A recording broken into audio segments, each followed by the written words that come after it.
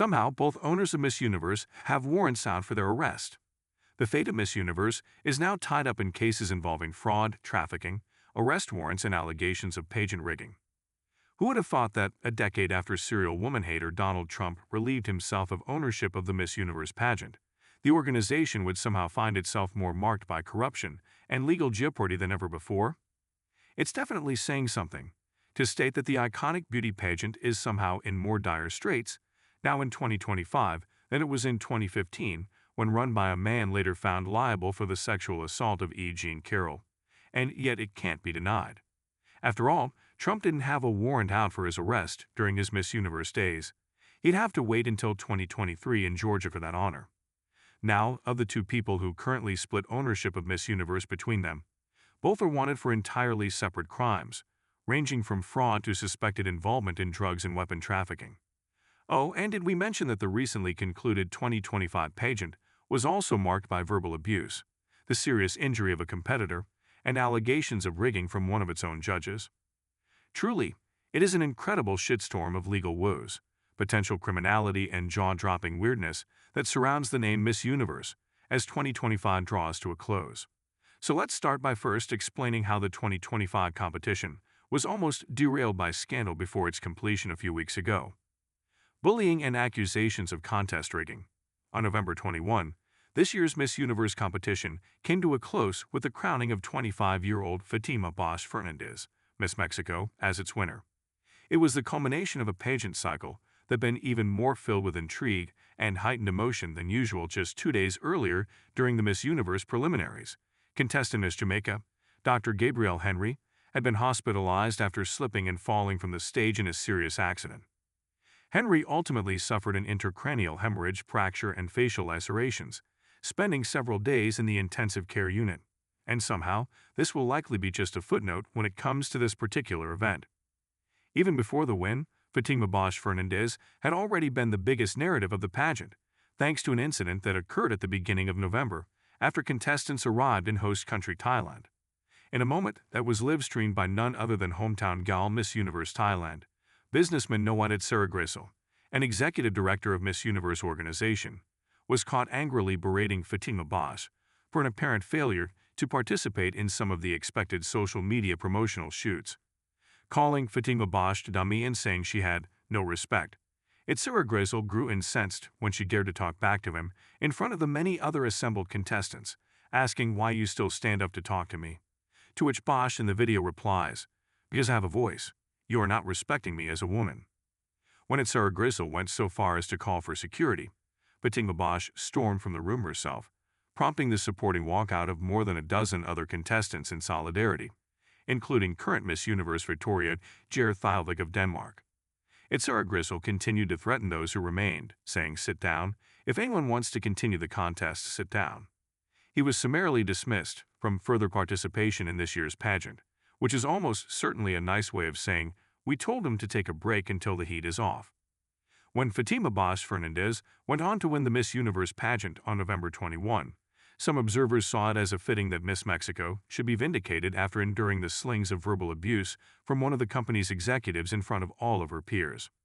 Others questioned the provenance of the choice, asking if Bosch had been chosen as a sort of PR salve to make up for another high-profile example of the organization mistreating women. Those idle musings went out the window, however, when one of the pageant's own judges, who resigned from his position mere days before the international competition, made explosive claims that the top 30 finalists had been chosen far in advance by an impromptu jury, before contestants from the 136 participating countries had even begun the preliminaries. Likewise, former judge and composer Omar Harfouch went on to claim that Fatima Bosch's crown was also one of lies, saying that the win was fake, and that he had been pressured by Miss Universe owner Raul Rocha of Mexico to vote for Fatima Bosch, because Raul Rocha is in business with Fatima Bosch's father, an executive at Mexican state-owned oil company Pemex. Per Harfouch, in an Instagram post, he claimed the truth behind the contest rigging would be revealed in an upcoming HBO interview, giving the date of May 2026. At the same time, two other expected judges for the competition, soccer player Claude Makélélé and Princess Camilla de Bourbon du Sicily, also resigned from the judging panel following Harfouch's exit. Neither gave definitive comment on why they had withdrawn. Fadimabast, meanwhile, responded to Harfouch's accusations of a rigged contest with denials, saying that her critics had been conducting a campaign of hate, while the Miss Universe organization unsurprisingly also denied Harfouch's account of contest rating in a statement of their own posted to Instagram, threatening the former judge with legal action if he continued associating himself with any Miss Universe trademarks. Into runway walkers, belittled competitors, and a winner's conspiracy. That would be plenty of drama for Miss Universe, and we haven't even gotten to the fact that authorities are hunting for both of the competition's primary owners. Beauty pageant fugitives. In 2015, the aforementioned Donald Trump sold the Miss Universe contest and brand to Endeavor Group. It was subsequently acquired in 2022 by Thailand's JKN Global Group, which is owned and operated by Anjekapong Chakrajutadip, a Thai media mogul who also now owns the Miss USA and Miss Teen USA beauty pageant organizations. More progressive fans of the pageants, whoever those might be, actually welcomed the news at the time, as Chakrajutadip, one of the world's richest transgender persons, would become the first transgender woman to own and operate the organization, while moving its headquarters outside of the U.S. for the first time. Mexico's Legacy Holding Group, led by businessman Raul Rocha Cantu, then acquired a 50% stake in the Miss Universe organization and the pageant from JKN Global Group in January 2024, effectively splitting ownership down the middle between Chakrajutadip and Rocha Cantu. And wouldn't you know it, these are the two who both appear to currently be fugitives from the law.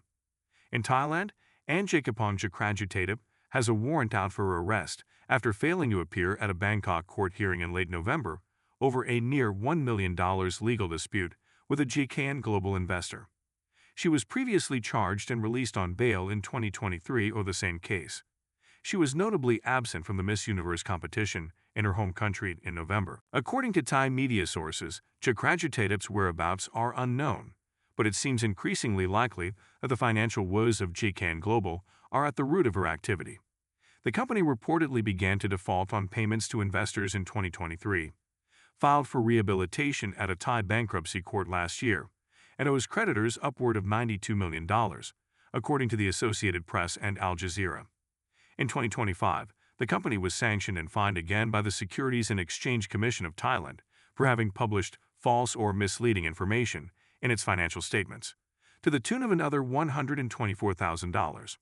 It may be that these debts drove the sale of half of the Miss Universe organization to Mexico's Raul Rocha Cantu and Legacy Holding Group, but it seems they found a buyer who is in even more legal hot water than Anjekapong Chakrajutadip. Just this week, the Mexican government's anti-money laundering office announced that it was freezing the bank accounts of Rocha Cantu as part of an ongoing investigation into drugs, weapons, and fuel trafficking. The businessman has been under investigation since the end of 2024 for ties to alleged organized crime organizations, but had so far avoided federal accusations of direct culpability. Last month, a Mexican federal judge issued 13 arrest warrants for various figures in the case, including Rocha Cantu. According to Mexican newspaper Reforma, members of the criminal network possessed connections with politicians and authorities at all three levels of government to deliberately carry out their mission, which includes the sale of hydrocarbons, narcotics, and the trafficking and sale of large quantities of weapons of war.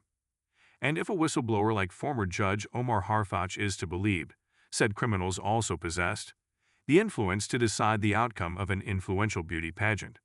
You can't deny the rather odd coincidence that, even as Mexican authorities were encircling Miss Universe organization co-owner Rocha Cantu and his associates, the competition was simultaneously selecting Miss Mexico as its winner. Of the 136 participating contestants, that's a rather compelling coincidence, but no one said that rising to the top of the pageant world was going to be a cakewalk. Where does this leave the embattled competition? If both Anjekapong Chakrajutadip and Raul Rocha Cantu end up in prison, will the Miss Universe organization even be able to fund the 2026 competition, which would be the 75th anniversary? Will contestants want to participate, given the incredible deluge of negative publicity and the accusations of rigging? While we're making suggestions, given that the law doesn't apply to the rich and powerful in the U.S., perhaps Donald Trump wants to take the competition back. At least then we wouldn't have to question whether it was rife with corruption.